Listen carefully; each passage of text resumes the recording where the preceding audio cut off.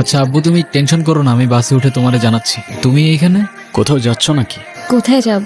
আমার তো যাবার কোনো জায়গা নেই। তোমার এই অবস্থা কেন? সবকিছু ঠিকঠাক আছে তো? আমার কিছুই ঠিক নাই নীরব।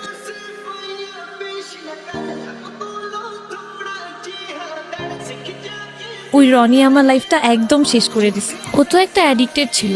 ও আমাকে ফিজিক্যালি মেন্টালি সবভাবে টর্চার করত। তুমি কাউকে কিছু বলো নাই কেন? বলার সুযোগই পাইনি। ও তো আমাকে একটা ভুয়া কেসে ফাঁসাই দিছে। ওর জন্য আমি আমার লাইফ, আমার ফ্যামিলি সব। ও তো একটা ক্যারেক্টারলেস, একটা চিটার ছিল। বাদ দাও, যা হবার তো হয়েই গেছে না। ভালো থাকার চেষ্টা করো, জীবন অনেক সুন্দর। আমি তোমাকে ছাড়া কখনোই ভালো থাকতে পারবো না, এটা তখন আমি বুঝি। একটা ভুল মানুষকে অন্ধের মতো বিশ্বাস করছিলাম। কাউকে এত অন্ধের মতো বিশ্বাস করেও এভাবে চিট করে। দুনিয়াটা কি আজব, তাই না? বিশ্বস্ততার এই দামটা কেইবার বোঝে। আজকাল তো চিটাররাও চিট করে লয়ালিটি খোঁজে। এই নাও চকলেট। এই তোমার এই চকলেট কিনতে এতক্ষণ লাগে?